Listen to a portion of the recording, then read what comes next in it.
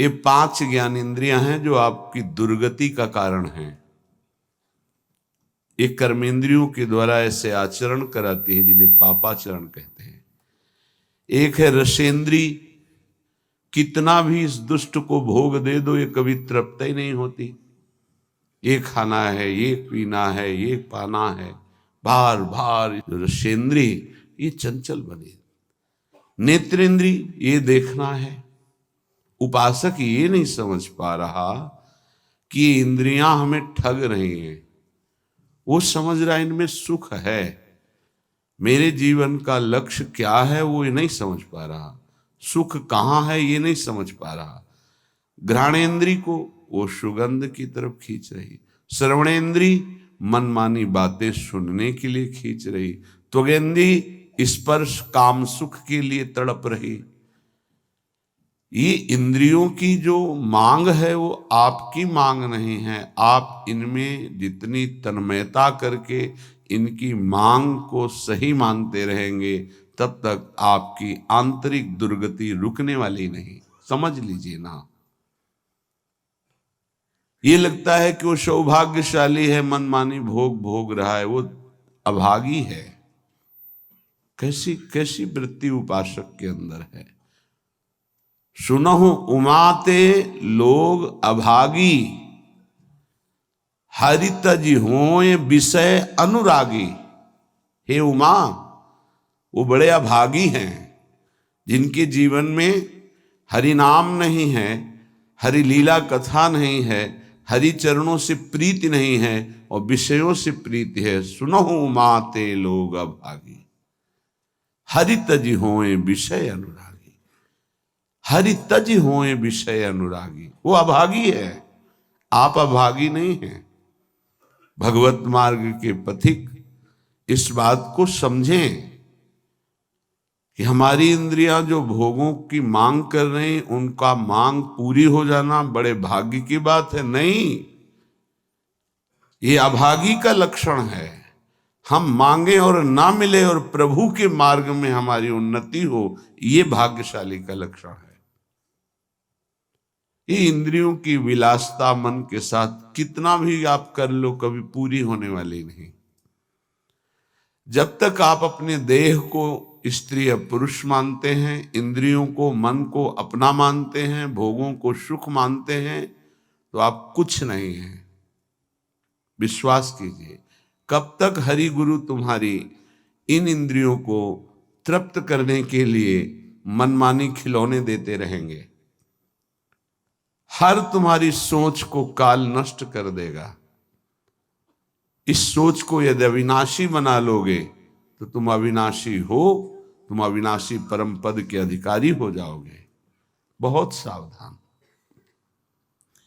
श्रीधाम वृंदावन का आश्रय और वास मिलने पर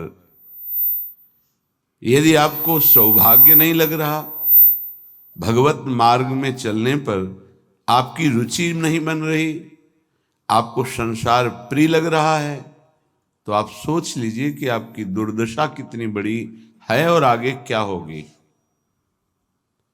आज समझाने के लिए हरि गुरु तुम्हें प्रयासरत है।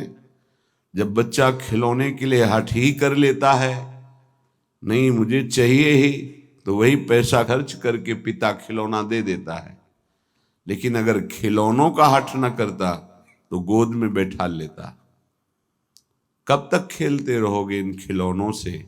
ना ये खिलौने रहेंगे ना खेलने वाला तुम्हारा शरीर रहेगा।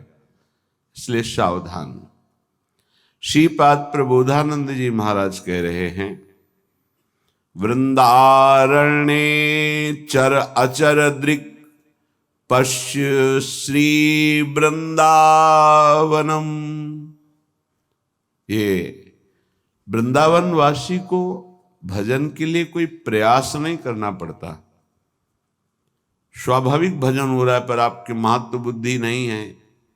महत्व बुद्धि भोगों में है, शरीर में है। सौभाग्य है कि तुम्हें कोई प्यार ना करे। ये बात हमारी समझ लीजिए, नहीं समझ में आएगी। सौभाग्य है कि तुम्हें कोई प्यार ना करे, दुर्भाग्य है कि भगवान से विमुख कोई हमसे प्यार करे। धिक्कार है हमारे भाग्य को यदि प्रभु के सिवा कोई हमें प्यार करे। ये बात नहीं सबकी समझ में आएगी।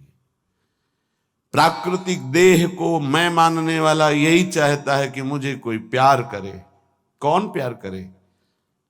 हरि गुरु से बढ़कर कोई अहेतुकी प्यार करने वाला होता है, और वो प्यार कर रहे हैं, तुम्हें प्यार समझ में नहीं आ रहा।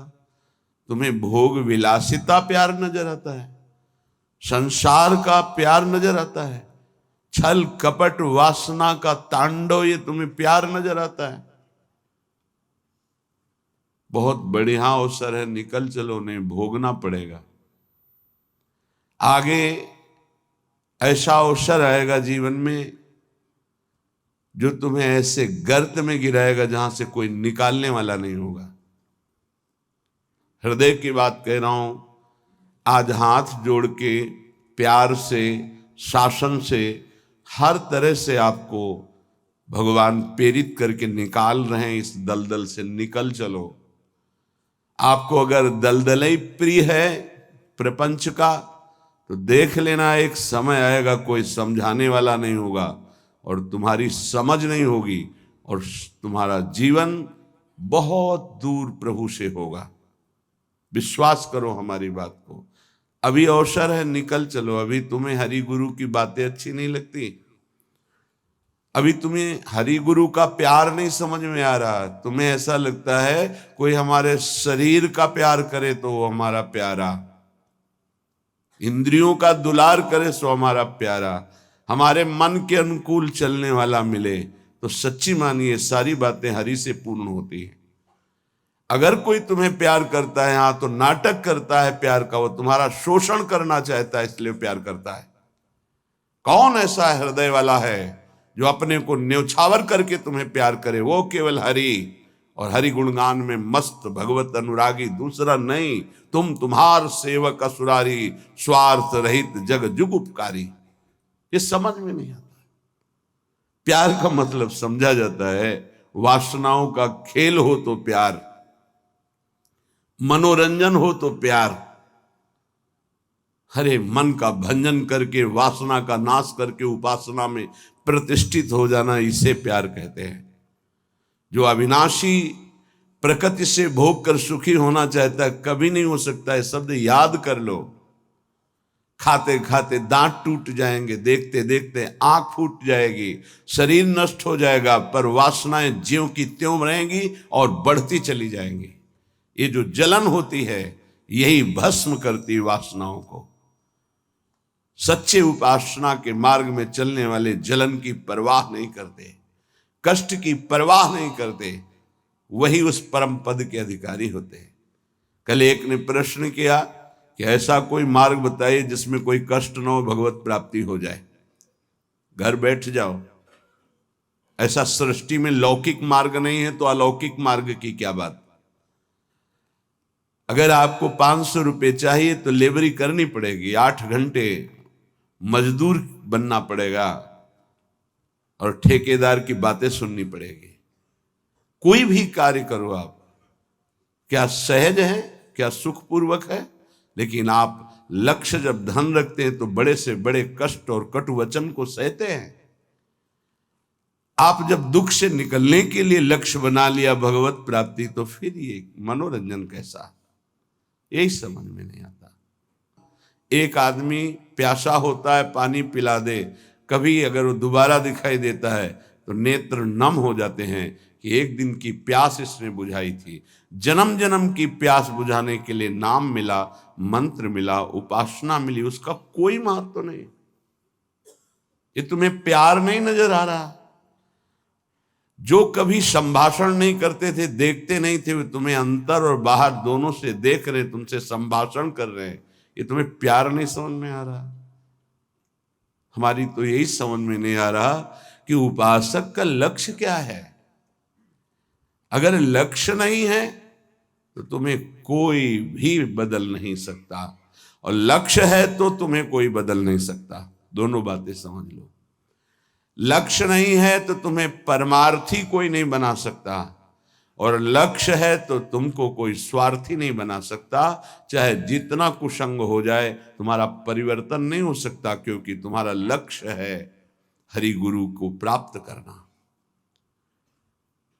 उपासक समझिए, एक एक कदम तुमको प्यार मिलता चला जा रहा है। जानते हो, केवल पेट भरने के लिए, शरीर में वस्त्र पहनने के लिए और वास के लिए पूरा जीवन मेहनत करते हैं लोग, तब वो प्राप्त होता है। तुम्हें आदर के साथ ये सब बिना किसी प्रयास के मिल रहा है। किस लिए?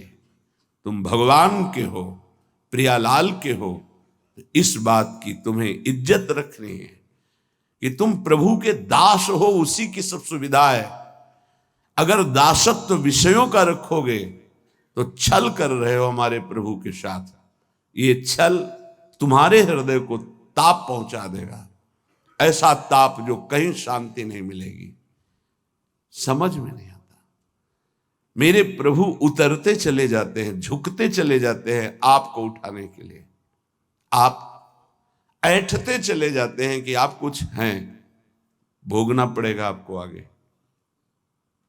शब्द याद कर लीजिए, आगे आपको प्रतिकूलता ऐसे घेरेगी कि फिर कोई बचाने वाला दिखाई नहीं देगा, वो आप क्लेशित होंगे। इसलिए सावधान हो जाइए, परिस्थिति को सहना सीखिए। सहत सहत बाढ़े भगति गृह तन गुरुहित गार।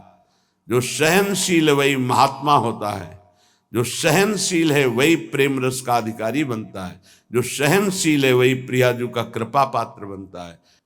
प्रियाजू कृपा पे कृपा करती चली जा रही, संसार समुद्र से निकाल करके अपने महल में रखकर अद्भुत सुख दे रही। यहां जानते हो भजन का स्वरूप क्या है? रहना ही भजन हो जाता है। पर रह कहां पा रहे हो? यहां तन यहां रह रहा है मन विषयों में, मन नाना प्रकार की कामनाओं की पूर्ति में। क्या वृंदावन वास हो रहा है? ये वनवास है। वृंदारण्ये चर अचर दृक् पश्य वृंदावन श्री। जिह्वे वृंदावन गुणगान कीर्त श्रोत्र गृह्यान।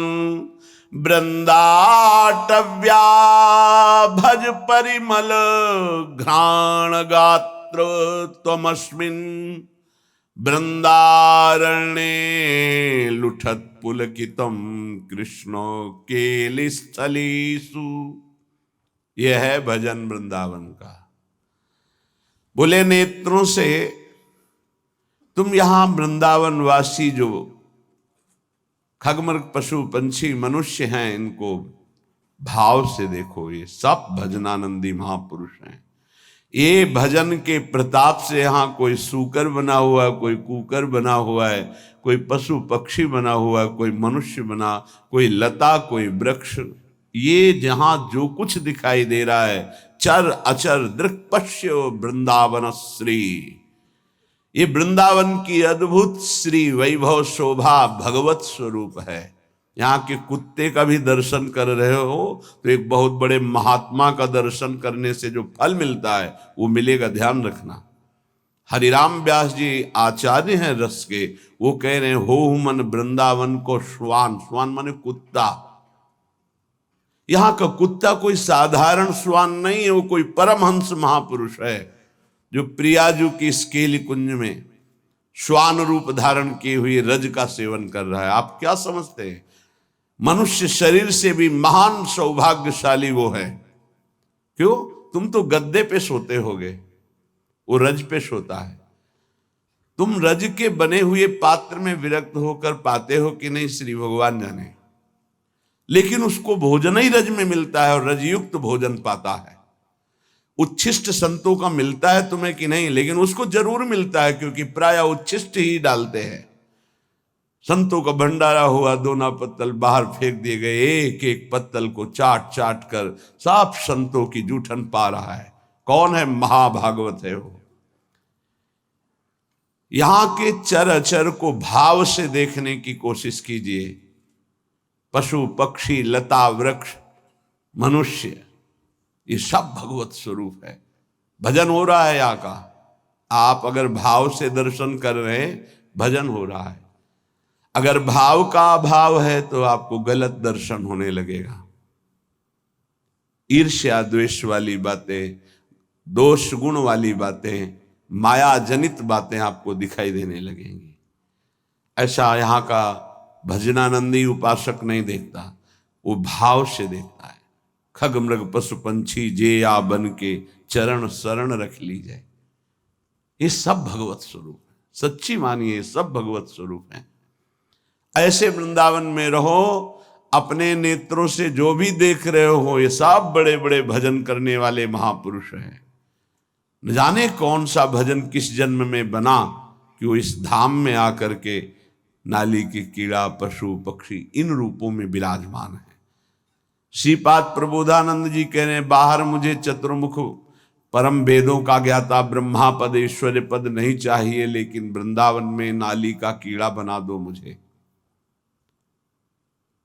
ये जितने भी आपकी दृष्टि में आ रहे हैं, आपका भारी भजन बन रहा है यदि भाव से आप देख रहे, मेरे प्रभु के जन हैं। ये बड़े बड़े भजन करने वाले हैं, चाहे वो कोई बेल हो, कोई वृक्ष हो, ये सब भगवत स्वरूप है। ऐसे तो अपने नेत्रों का भजन करो, ये नेत्रों का भजन है। अब जिह्वे वृंदावन गुणगान, जीभ का भजन है वृंदावन की प्रिया प्रीतम की रूप माधुरी, गुण माधुरी, लीला माधुरी, कुंज निकुंजों की ये जो चर्चा करते हैं, अर्थात श्रीमद चतुरासी जी गाते हैं, 42 लीला गाते हैं, श्रीमद राधा सुधा निधि, केली मालजू, महावाणी जू, ये सब वाणी का भजन हो रहा है। दिव्य भजन, वाणी की सार्थकता हो रही। नाम कीर्तन करते हैं, राधा राधा राधा, वृंदावन वृंदावन वृंदावन, जिह्वे वृंदावन गुणगान, जीव का भजन हो रहा है, खूब गुणगान कर रहे हैं प्रिया प्रीतम का। कीर्तय श्रोत, श्रवणेन्द्री का भजन हो रहा है, खूब नाम कीर्तन सुन रहे हैं। बड़ा सुख मिलता है जब यहाँ सब उपासक जन जोर से गाते हैं, आवाज पहुंचती, हृदय नाच उठता है। अहो भाग्य, अहो भाग्य, कीर्तन करने वाले और सुनने वाले दोनों का। नाम संकीर्तनम यस्य सर्व पाप प्रणाशनम, सारे पापों का नाश हो रहा है। उच्च स्वर से प्रभु के नाम का कीर्तन कर रहे हैं। कीर्तय श्रोत्र, श्रवणेन्द्री से सुनने मात्र से प्रिया प्रीतम का प्रेम प्राप्त, ये बड़ी सामर्थ्य है कीर्तन में। गुण कीर्तन में जो पद गायन होता है, श्रवण सुनत प्रापक रति राधा पद अम्बुज सुकुमार। आप बैठे हैं यहाँ सभा में और गुण कीर्तन हो रहा तो कृपा की वर्षा हो रही, आप भींज जाओगे। रासमंडल में महाप्रभु हरिवंश चंद्रजू के प्राकट्य उत्सव का 1 महीने पद गायन होता है। हमारी एकांतिक रुचि संन्यास वृत्ति के कारण प्रारंभ में सदगुरुदेव भगवान ने कहा कि आप सभा में क्यों नहीं जाते, तो उनका रुचि नहीं, एकांतिक रुचि रही, अकेला रहना शांत ऐसे। वह नहीं, वो सब उसका फल मिल गया है, प्रियाजू के चरणों की शरणागति। तो जाकर के विराजमान होकर के वहां वाणी सुनो ना। वाणी सुनने मात्र से सभा में प्रियाजू की कृपा प्राप्त होती है। बस फिर आगे प्रश्न नहीं हुआ। गुरुदेव के वचन है। अगर सभा है, ऐसे वाणी गायन हो रहा है, आप बैठे हैं, कुछ समझ में नहीं आ रहा, फिर भी आप निष्पाप हो रहे हैं, प्रियालाल की कृपा पात्र बन रहे हैं, ये बात समझनी चाहिए। कीर्तय श्रोत्र, गृह्यान वृंदाटव्या, भज परिमल घ्राण गात्र, त्वमस्मिन् वृंदारण्ये लुट पुलकितम कृष्ण केल स्थलीषु। तुम श्री वृंदावन के पुष्पों की सुगंध जो प्रियालाल के चरणों में समर्पित है, वृंदावन के पुष्प, ये खास बात है। जो हमारी ब्रजभूमि में प्रकट हुए पुष्प हैं, इनकी समानता करोड़ों रुपए का बाहर से पुष्प लाकर अर्पित करो तो मेरे प्रियालाल को उतना सुख नहीं होगा। यहाँ के हर श्रृंगार का, मोगरा का, गुलाब का, कनेर का या किसी भी का पुष्प, ऐसे मौलश्री का बहुत छोटा पुष्प, बड़ा सुगंधित पुष्प 3 दिन तक वो प्रियालाल की सेवा में अर्पित किया जा सकता है। उसकी ऐसी महिमा है।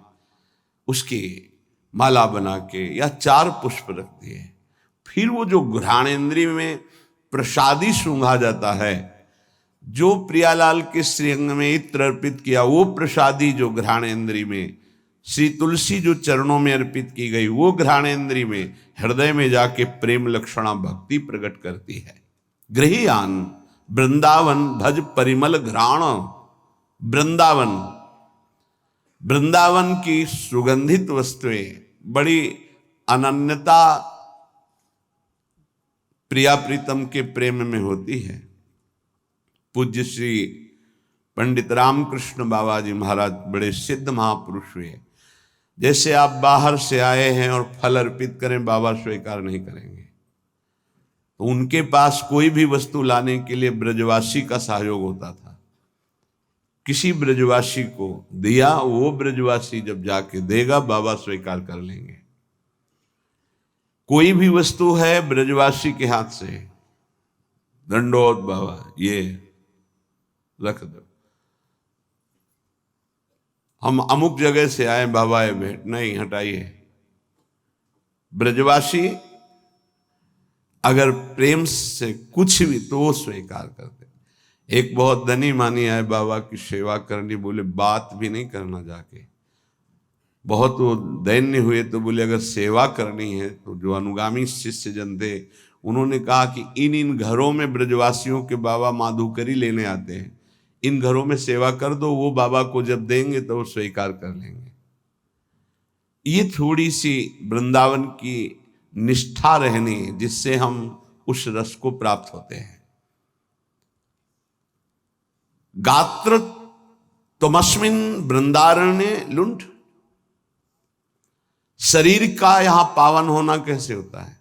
बोले वृंदावन की रज में लोट गया ये लुंठ।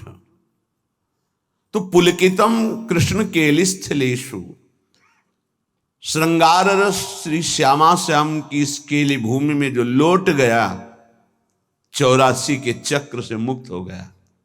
पहले बहुत ऐसा दर्शन होता था परिक्रमा मार्ग में, रज में, कि ऊपर के वस्त्र बाहरी जन भी आकर उतार कर लौटते थे, दंडवती करते थे।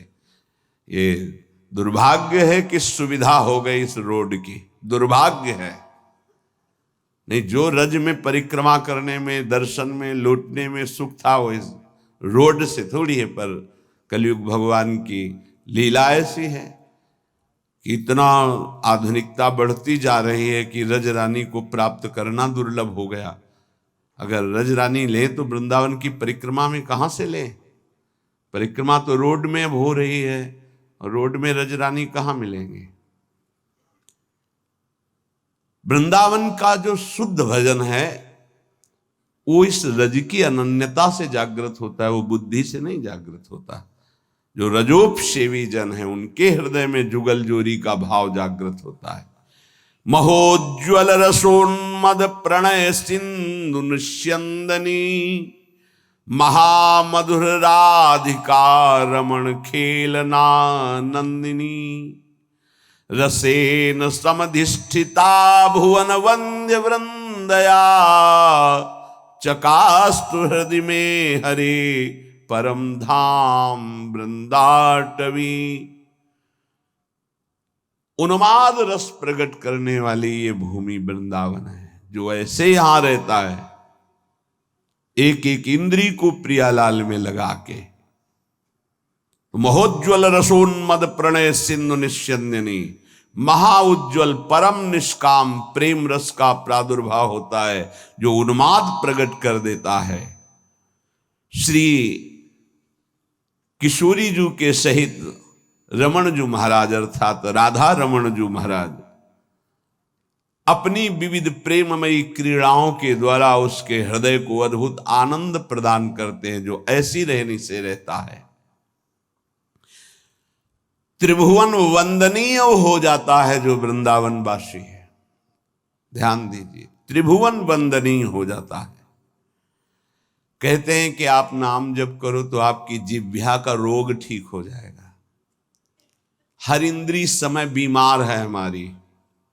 नेत्र इंद्री गलत देखना चाहती, श्रवण इंद्री प्रपंच सुनना चाहती, वाक इंद्री प्रपंच की बातें करना चाहती, रसेंद्री सांसारिक भोग भोगना चाहती, जनेन्द्री हर इंद्री अपवित्र हो गई है। इसको इस रहनी से पावन करो। प्रियालाल को अर्पित किए हुए उच्छिष्ट का सेवन करो, प्रसाद का। नाम वाणी का गुणगान करो, नाम वाणी को सुनो, वृंदावन की रज शरीर में लगी रहे तो महाउज्ज्वल प्रेम रस इसी से प्रकट होता है। वो त्रिभुवन वंदनीय हो जाता है। वो राधा रमण जी की महामधुर लीलाओं का रसास्वादन करता है। ऐसे परमानंद में समधिष्ठित परम धाम श्री वृंदावन हमें स्वीकार करे, अर्थात हमें आश्रय और वास देकर रहनी प्रदान करे। ऐसी रहनी से हम रहें।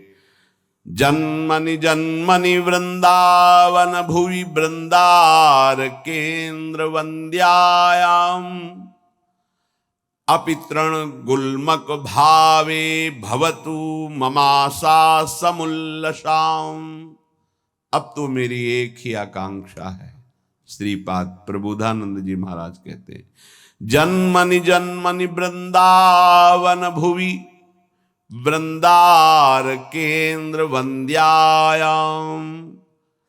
मैं इस वृंदावन भूमि को प्रणाम करके एक वरदान मांगता हूं कि मैं कभी मुक्त ना हो, बार बार मेरा जन्म हो इसी श्रीधाम वृंदावन में।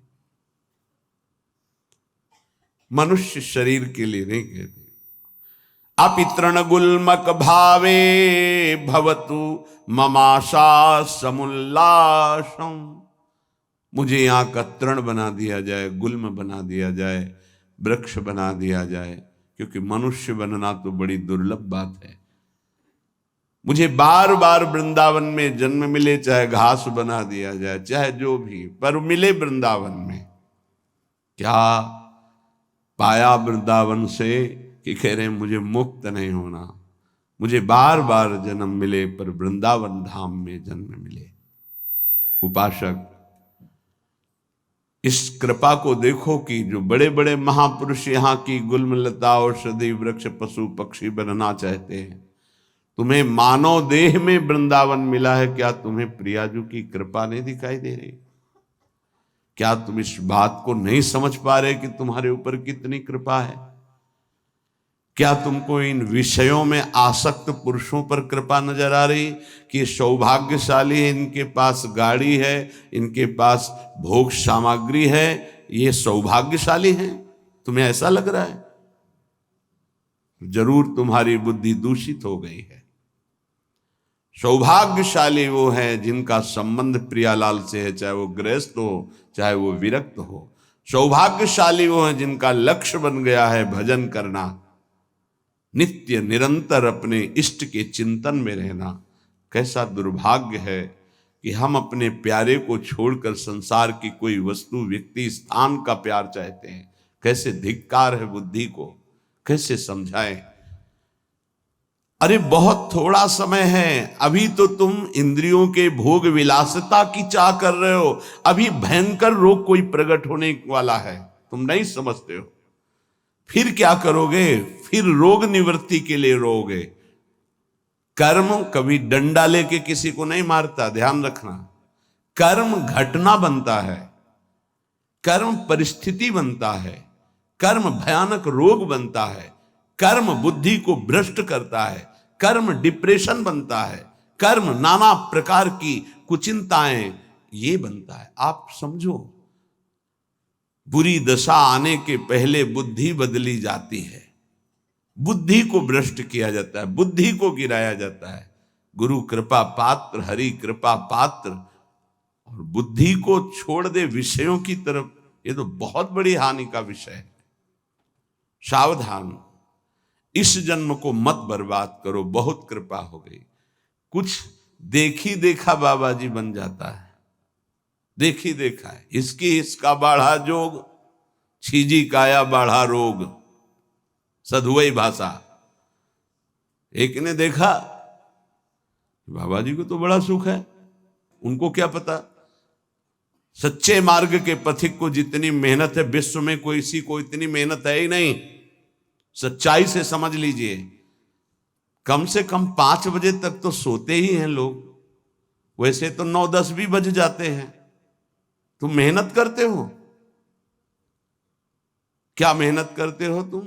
बाहरी शरीर की, और रात रात भर जग करके, दिन दिन भर जग कर अपने मन को मारकर चिदानंद तत्व में लगा रहे। अरे जिस अनंत ब्रह्मांडों के स्वामी को सोचने की भी तुम्हारी सामर्थ्य नहीं कि वो है, वो निरंतर उनके प्यार और दुलार में अपने आप की हर इच्छाओं को भस्म करके, हर परिस्थिति को सह करके आगे बढ़ रहे हैं। तुम्हें क्या पता? किसी भोग को लक्ष्य रख करके संत वेश होना या परमार्थ में चलना, किसी सुविधा को लेकर या किसी पद को लेकर, पक्का समझ लीजिए आपका हृदय जलेगा, आपका शरीर दुखी हो जाएगा, पक्का। यदि लक्ष्य है कि हर कष्ट सहकर श्यामा श्याम की प्राप्ति करेंगे, तो पक्का समझ लीजिए आपका हृदय शीतल हो जाएगा और आपको कोई भी विपत्ति, कष्ट, रोग स्पर्श नहीं कर पाएगा। आएगा, स्पर्श नहीं कर पाएगा। दुख देना तो अलग की बात रही। तो समझो, ये हिसकी हिसका वाला बाबा जी का भाव नहीं होता कि सामने बगल वाला बाबा जी बन गया तो अब हम भी संत वेश पहनेंगे। जैसे नहीं बच्चे में होता कि वो पैंट शर्ट बनवाया, हमको ऐसी ही चाहिए। ऐसे मत बनो, ये मार्ग ऐसा नहीं है। पूरे जीवन जला जाता है, जला जाता है, केवल कष्ट सहा जाता है। ये तो बाद का परिणाम आप देख रहे हो। पूरे जीवन कष्ट सहा जाता है, अपमान सहा जाता है। कैसे चल पाओगे इस परमार्थ पथ पे? इसमें चलने के पहले मरा जाता है, तब चला जाता है। आप जिंदा चलना चाहते हो, जैसे मरे पुरुष की कोई कामना नहीं होती, प्रणाम करो चाहे आप गाली दो, ऐसे जीते जी तुम्हें स्थिति बनानी पड़ेगी।